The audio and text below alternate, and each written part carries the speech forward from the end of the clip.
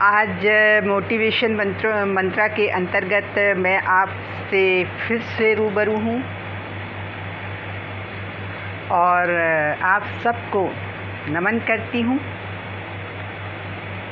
दोस्तों, ज़िंदगी के जीने का तरीका सबका अलग अलग होता है।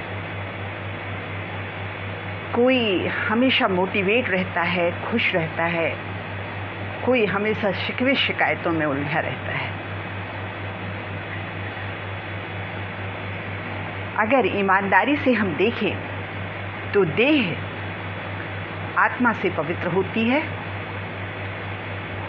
मन सत्य से पवित्र होता है, आत्मा धर्म से पवित्र होती है और बुद्धि ज्ञान से पवित्र होती है। तो जो चौथा शब्द है कि बुद्धि ज्ञान से पवित्र होती है, तो हम क्यों नहीं अपने ज्ञान को बढ़ाते हैं। जो कुछ हमने वर्षों पहले सीखा है उसी को हम मल्टीप्लाई करते करते करते करते पूरा जीवन निकाल देते हैं। हर घंटे, हर मिनट, हर दिन, हर वर्ष हमें कुछ न कुछ सीखते रहना चाहिए।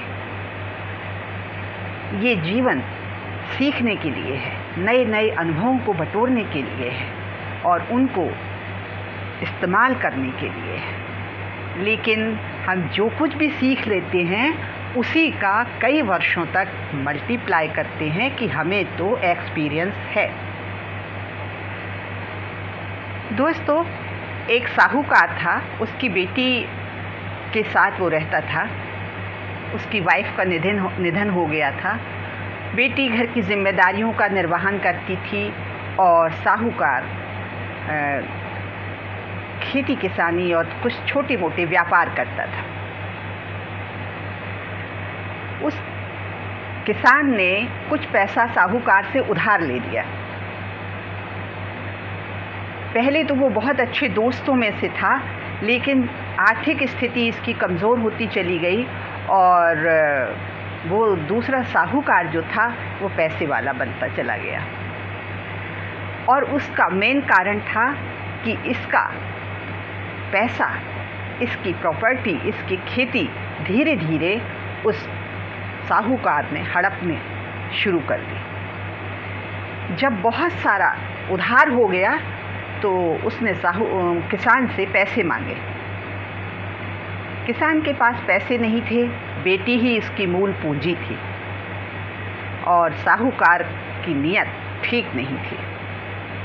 साहूकार ने सोचा कि यदि ये पैसा नहीं दे पाएगा तो मुझे इसकी बेटी से शादी करने का मौका मिल जाएगा। उस साहूकार को अपनी उम्र का कोई भी एहसास नहीं था कि वो पिता की उम्र के बराबर है और उसने एक शर्त रख दी कि यदि तुम पैसा एक निश्चित समय पर चुका दोगे तो मैं तुम्हें आगे भी भविष्य में देता रहूँगा, लेकिन यदि तुम ऐसा नहीं करोगे तो हम तुम्हारे किसान खेती के जो टुकड़े बचे हुए हैं उन्हें मैं ले लूँगा। एक शर्त और भी लगाई कि यदि तुम अपनी बेटी की शादी मुझसे कर दो तो मैं तुम्हें माफ़ कर दूँगा। किसान बहुत परेशान था, रात में उसे नींद नहीं आ रही थी, तो उसने अपनी बेटी से पूछा। बेटी ने पूछा, पिताजी क्या बात है, आज आप सो क्यों नहीं रहे? उसने साहूकार का सारा दास्तान सुनाया कि किस तरह वो हमारी खेतों पे कब्जा कर लिया है और अब उसकी नीयत ठीक नहीं है। बेटी ने कहा कि आप इसको एक्सेप्ट कर लो और पूरे गांव वालों को इस बात की इत्तला कर दो। जैसा कि तय हुआ, पूरे गांव वाले एकत्रित हो गए और उस साहूकार ने ऐसे 2 पत्थर शर्त के रूप में उठाए जिसमें एक सफ़ेद और एक काला। अगर सफ़ेद चुनेगी लड़की तो शादी हो जाएगी और अगर काला चुनेगी तो देना पड़ेगा। लेकिन उस साहूकार ने जो पत्थर उठाए वो दोनों काले रंग के ही उठाए। किसान की लड़की ने वो दोनों पत्थर देख लिए, जबकि भीड़ ने उस साहूकार की चालाकी को बारीकी से नहीं देख पाया। तो सब लोगों ने कहा चलो ठीक है, पत्थर निकाला जाए। जैसे ही किसान की बेटी ने उस झोले में हाथ डाला और एक पत्थर निकाला, और वैसे ही वो गस खा करके गिर गई। हाथ का पत्थर ज़मीन में गिरा दिया और वो उन पत्थरों में शामिल हो गया। लोगों ने कहा क्या हो गया, क्या हो गया। बाद में उसे होश लाया गया, पानी वानी का छीटा गया, लेकिन लड़की को तो बेहोशी नहीं आई थी, वो तो बहाना कर रही थी। जैसे ही उसको उठा के खड़ा किया गया तो ये कहा गया कि पत्थर तो खो गया है, लेकिन अब वो जो झोले में है उस पत्थर से अनुमान लगाया जा सकता है कि कौन सा पत्थर उस बेटी ने उठाया था। जब उसमें झोले में से हाथ डाला गया और निकाला गया तो उसमें काले रंग का पत्थर आया, और नियम भी यही तय हुआ था कि सफ़ेद रंग का यदि पत्थर आएगा तो शादी की जाएगी, और अगर काले रंग का पत्थर आएगा तो कर्ज माफ़ कर दिया जाएगा। और इस तरह उस बेटी ने अपने पिता की जान बचा ली, अपने खेत बचा लिए और साथ में अपना जीवन भी। दोस्तों, कभी कभी जो चीज़ अन्याय और गलत दिखाई देती है वो वास्तव में गलत नहीं होती है। तो ज़िंदगी जीने में इतना बारीकी से ही फ़र्क पड़ता है। आँख बंद करके जीवन जीना और जीते चले जाना, ये हमारी सफलता के लिए रुकावट है। अगर हम ये कहें कि मात्र हम डिग्रियां लेते रहें और फॉर्म ना भरें तो क्या हमें नौकरी मिलेगी? अगर हम सोचें कि इंग्लिश में हमें एमए करना है तो डिक्शनरी रट लें तो क्या हम इंग्लिश में एमए कर पाएंगे? नहीं, कुछ थोड़ा सा अंतर होता है।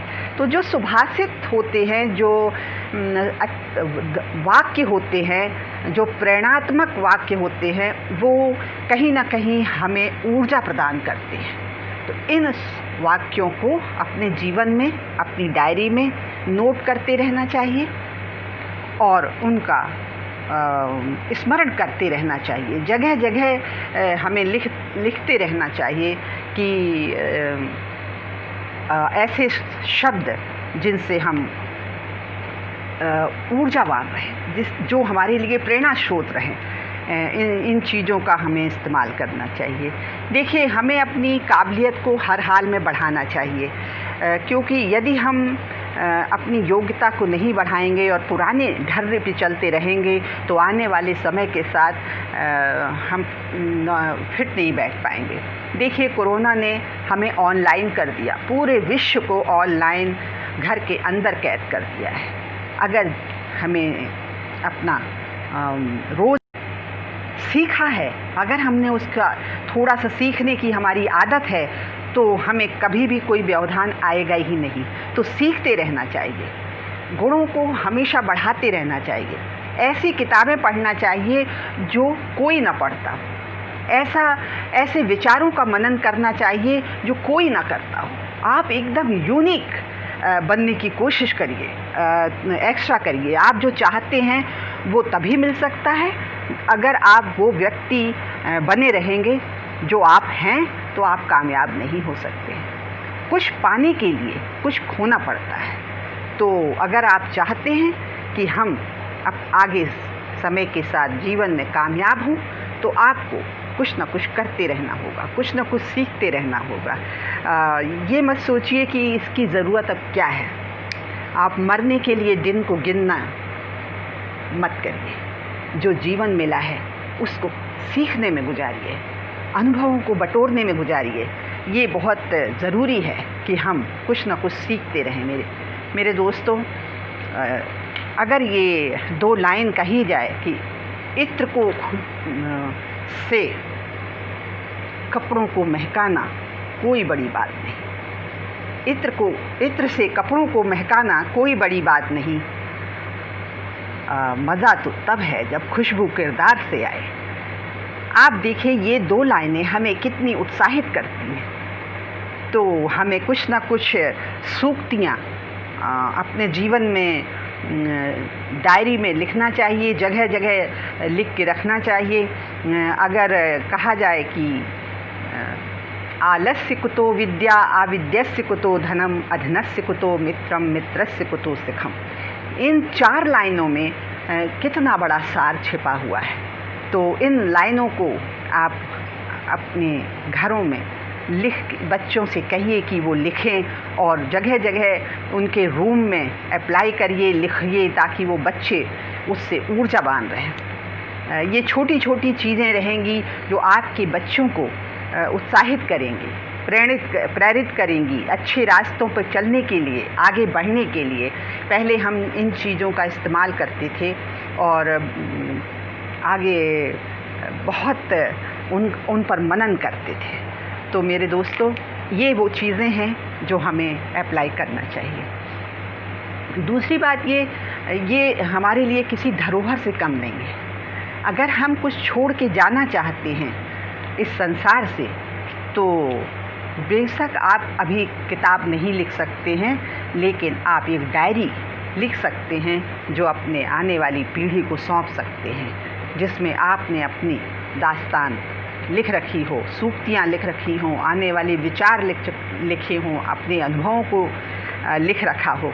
तो इन्हें आपको अप्लाई करना चाहिए और लिखना चाहिए। दूसरी एक बात और कहना चाहूँगी कि यदि हम अपने जीवन में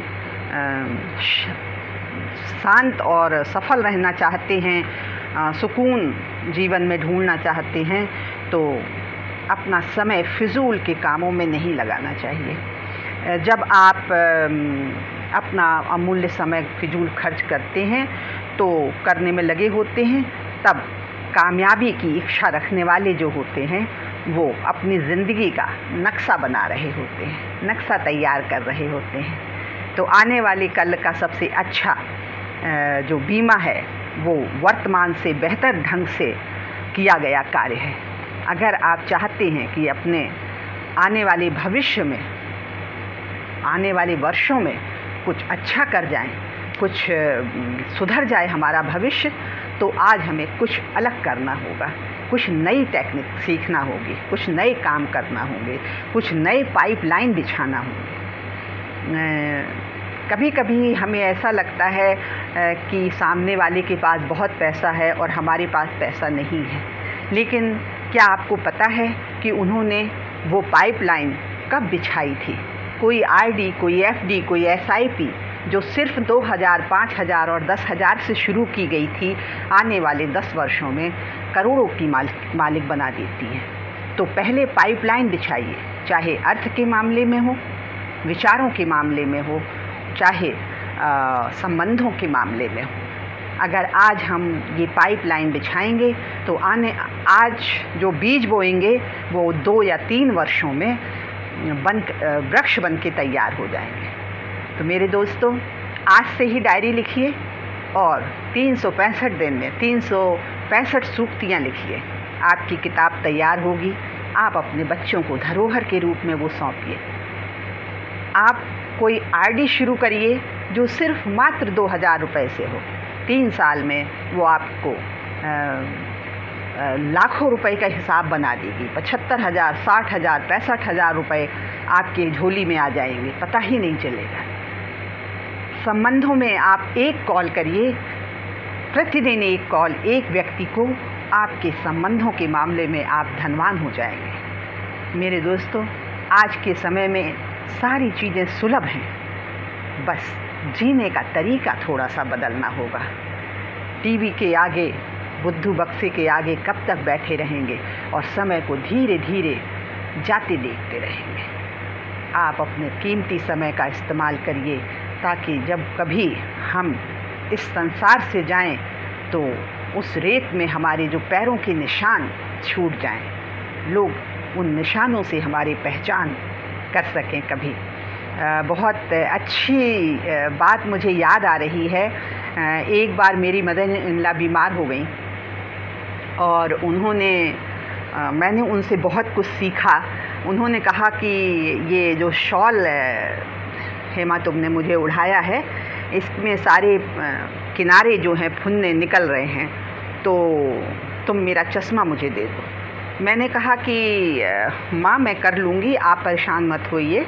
उन्होंने कहा मैं लेटी हूँ और मेरी तबीयत, मैं बच्ची तो हूँ नहीं कि मुझे नींद आ जाए, तो एक काम करो, मुझे चश्मा दे दो, मैं लेटे लेटे मैं काम करती हूँ, तुम्हारा छोटा बच्चा है और तुम अपना काम निपटा लो। मैंने कहा चलो ठीक है। मैंने उन्हें उनका चश्मा दे दिया। आपको यकीन नहीं होगा, जब वो 15 दिनों के बाद हमारे घर से वापस गई तो उन्होंने उनमें सारे किनारे सेट कर दिए थे, बांध दिए थे। मतलब एक ऐसी कर्मठ महिला जिसकी स्वास्थ्य ठीक नहीं था, उसने भी धीरे धीरे उनके किनारों को बांध दिया और उन्होंने हमें बहुत कुछ दिया। मैं कहूँगी तो थैंक्स, उन्होंने मुझे सबसे प्यारा बेटा दिया। लेकिन जो मेन चीज़ है, जब भी हम उस शॉल को ओढ़ते हैं, माँ याद आ जाती है। तो उनका एक वाक्य हुआ करता था, हम रहे ना रहें, हमारी ये चीज़ें याद दिलाएंगी। और सच में वो किसी सूक्ति की तरह है कि किस तरह से अपने समय का इस्तेमाल करना चाहिए। ये बुज़ुर्गों से सीखने को मिलता है। तो हमें ये चीज़ बहुत अच्छी लगी कि कैसे उन्होंने अपनी याद को अपने परिवार को सौंप दिया। और हम जब भी उस शॉल को ओढ़ते हैं, उसके बंधे हुए किनारे अगर कभी कोई खुल जाता है तो उसे हम बड़ी गंभीरता से बांधते हैं, क्योंकि अब वो हमारी माँ ने बांधे हुए थे, एक याद रह जाती है।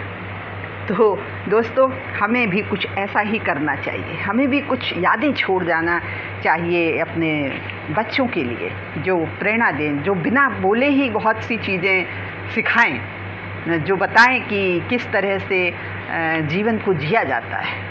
क्योंकि बच्चे अगर हम कुछ कहेंगे तो शायद उतनी गंभीरता से ना लें, लेकिन अगर हम कुछ करेंगे तो वो निश्चित रूप से सीखते हैं। तो ये चीज़ें बहुत मायने रखती हैं।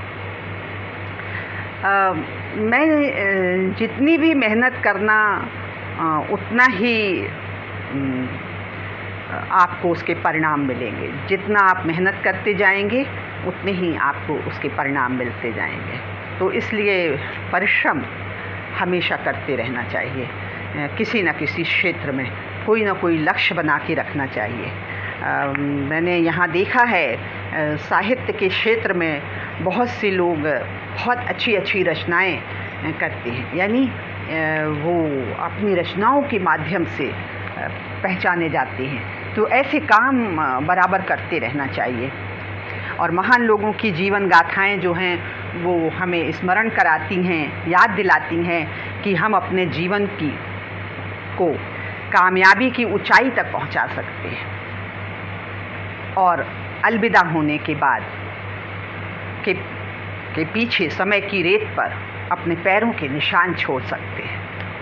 मेरे दोस्तों, निरंतरता एक ऐसा गुण है जो प्रत्येक व्यक्ति को अपने अंदर अच्छे गुणों को विकसित करके उसे निरंतर अप्लाई करने से वो महान व्यक्ति बन सकता है। यदि उसे अपने जीवन में सपनों को पाना है तो प्रतिदिन उन चीज़ों को दोहराना होगा। अगर हम कामयाब होना चाहते हैं तो अनुमति लेना बंद करनी होगी। क्या मैं ये कर लूँ, क्या मैं ये नहीं करूँ। आप स्वयं देखें अपने जीवन को कि कैसे हमारे लिए क्या उचित है, क्या अनुचित है, क्योंकि ये जीवन आपका है, आपके हाथ में है और आप इसे संवार सकते हैं, सजा सकते हैं। बार बार मैं इन चीज़ों को दोहराती हूँ कि किसी भी चीज़ की सफलता के लिए सेहतमंद होना बहुत ज़रूरी है। तो आप ये मत सोचिए कि अब हमें क्या करना है। जब भी हम कुछ करते हैं, जब भी हम कुछ खाते हैं, जब भी हम कहीं जाते हैं, हमें पूरा ध्यान देना चाहिए कि हम क्या कर रहे हैं, पूरा होश व हवास में उन चीज़ों को अप्लाई करना चाहिए। तो मेरे दोस्तों, आज मैं इतना ही। अगले कार्यक्रम में मैं फिर से आपसे रूबरू होंगी। आपका पटल पर आना मेरे लिए किसी टॉनिक से कम नहीं होता है। आपके मेरी लेखनी को और मेरी अल्फाज को बहुत ऊर्जा मिलती है। मैं आपके शुक्रगुज़ार हूँ। जय हिंद, जय भारत।